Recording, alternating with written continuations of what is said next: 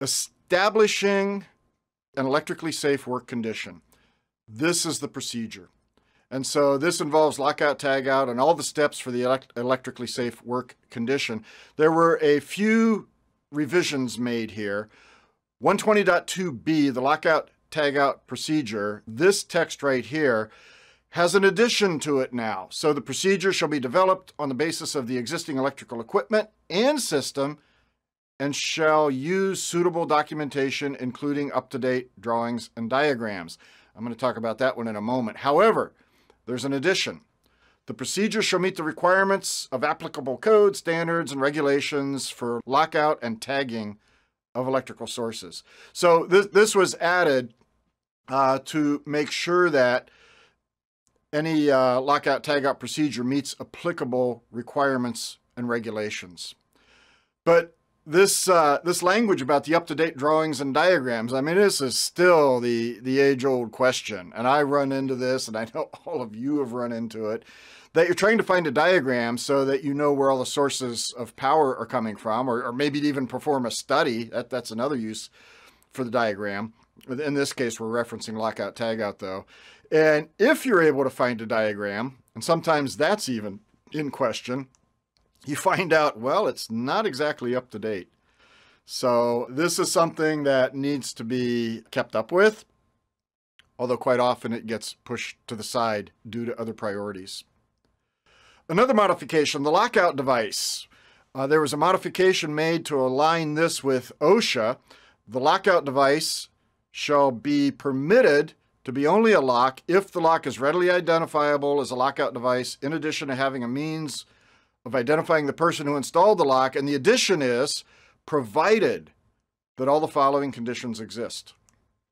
Only one circuit or piece of equipment's de-energized. The lockout period doesn't extend beyond the work shift. And the employees exposed to the hazards associated with re-energizing the circuit or equipment are familiar with this procedure. And again, this is to align with OSHA requirements. For lockout tagout, there are also requirements about stored energy.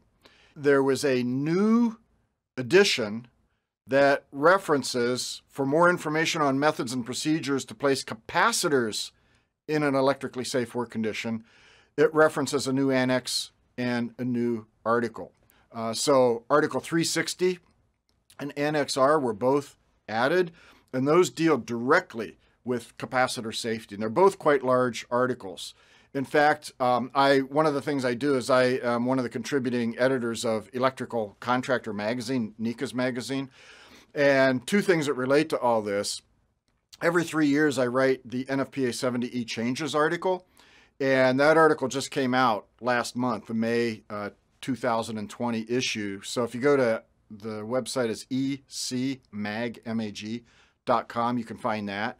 But the other thing is my article coming up in the July issue next month is all about Article 360. So you get kind of a heads up for what that's all about.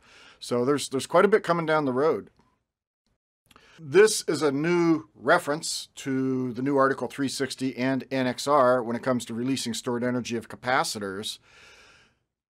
Similarly, the process of establishing and verifying an electrically safe work condition has releasing mechanical energy. And the way this read originally from 2018, release or blocked stored mechanical energy. That's kind of a broad term. Mechanical energy? I mean, that could be a lot of things out there. So this was tightened up a little bit. And the new and improved version of it is block or relief stored non-electrical energy devices that could re-energize electric circuit parts to the extent that the circuit parts could not be accidentally energized by the device. So this is now focusing on the electrical system.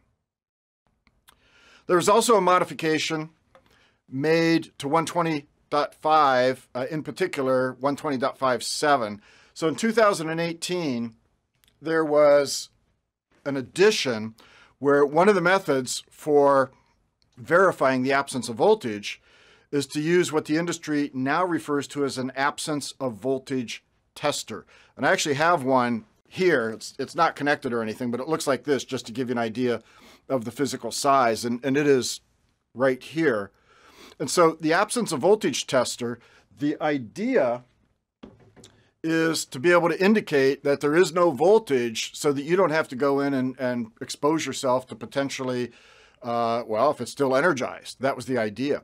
So there was an addition now, and it was a new informational note that was added that just references the specific standard for the absence of voltage testers, UL 1436. So that's a new addition.